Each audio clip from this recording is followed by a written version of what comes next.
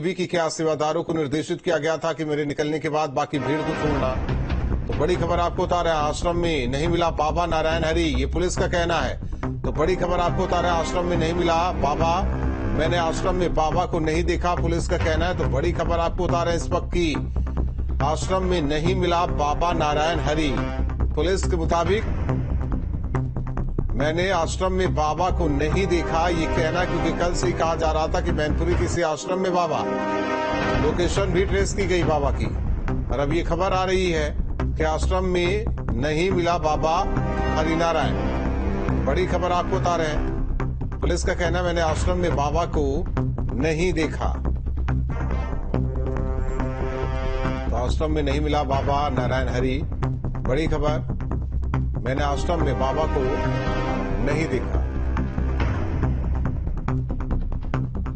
आश्रम में नहीं मिला बाबा नारायण हरि, जो पुलिस का कहना है। बड़ी खबर आपको बता रहे हैं इस वक्त की, पुलिस का यह भी कहना है कि आश्रम में बाबा को नहीं देखा गया, क्योंकि कल से एक ही मौजूद आश्रम के बाहर लगातार निगरानी की जा रही है आश्रम की। श्याम हमारे साथ जुड़े हुए हैं। श्याम, पुलिस का कहना है कि आश्रम में बाबा नहीं मिले।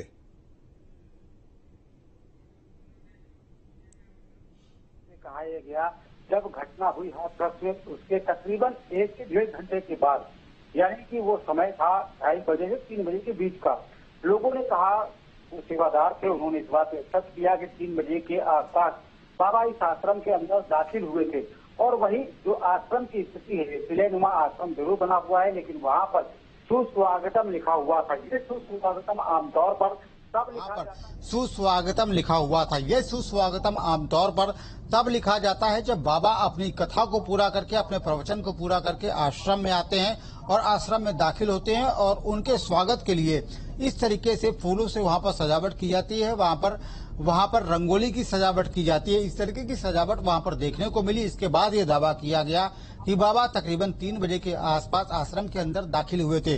न्यूज 18 की टीम भी मौके पर पहुंची और वहां पर सेवादार का वो बयान भी न्यूज 18 की टीम ने लिया, जब उन्होंने कहा, इस बात को एक्सेप्ट किया कि बाबा इस आश्रम के अंदर मौजूद हैं, बाबा आश्रम के अंदर आए थे।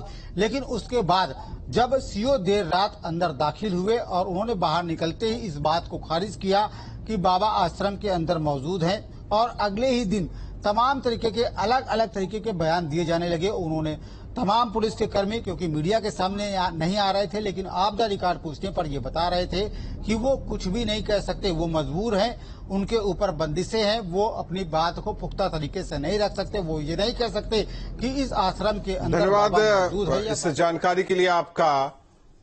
तो जिस तरीके से हालांकि आप ये खबर निकलकर सामने आ रही, पुलिस का कहना है कि बाबा को आश्रम में नहीं देखा गया।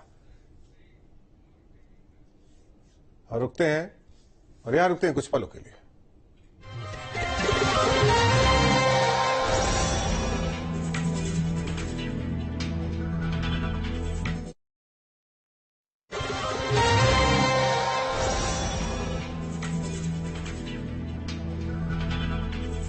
हाथरस में 2 जुलाई को मौत का तांडव देखने को मिला। हादसे में 121 लोगों ने अपनी जिंदगी गंवा दी। राहत और बचाव कार्य पूरी क्षमता के साथ चल रहा है। सीएम योगी खुद पल पल की अपडेट ले रहे हैं, लेकिन ऐसा क्यों हुआ, कहां से इसकी शुरुआत हुई, देखिए।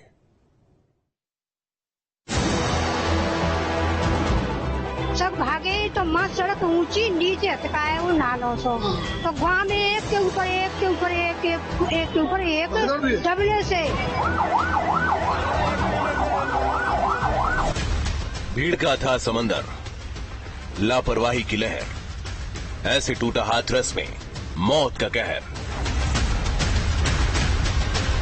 हाथरस में दूर दूर तक फिलहाल अगर कुछ सुनाई दे रहा है तो वो है लोगों की चीख।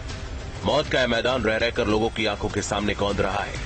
दहशत है कि जाने का नाम नहीं लेती, लेकिन मौत के इस समंदर का सोता कहां है।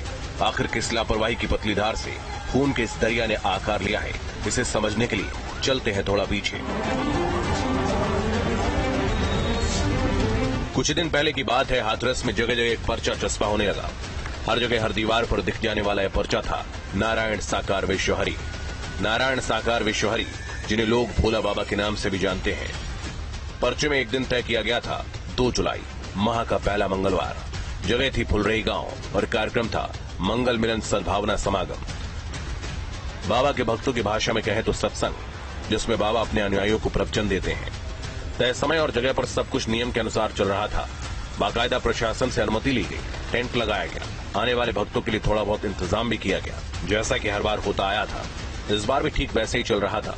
नियत तिथि पर तथाकथित बाबा के भक्त दूर दूर से जुटने लगे। सब कुछ तय दिशा निर्देशों के अनुसार ही चल रहा था। बस वहाँ जो श्रद्धालु आ रहे थे वो इस बात से अनजान थे कि इनमें से कई कभी वापस अपने घर नहीं जा पाएंगे। बड़ी बड़ी बातें करने वाला यह उनका तथाकथित बाबा उनको मौत के मुंह में धकेल कर रफू चक्कर हो जाएगा। सब कुछ तय प्रक्रिया के तहत ही चल रहा था। 2 जुलाई को भक्त भी जुटे, बाबा भी आए, सत्संग और प्रवचन भी हुआ, जैसा कि हर बार होता आया था। लेकिन भगदड़ क्यों हुई? बताया जा रहा है कि सत्संग के बाद जब बाबा जाने लगे तो भक्तों में उनकी चरण रज लेने के लिए होड़ मच गई। और फिर जो हुआ, भीड़ के समंदर में जो मौत की लहरें उठी, लाशों का ढेर लगा, बाबा का काफिला गुजर गया और पीछे छोड़ गया रोते बिलखते भक्तों का एक हुजूम।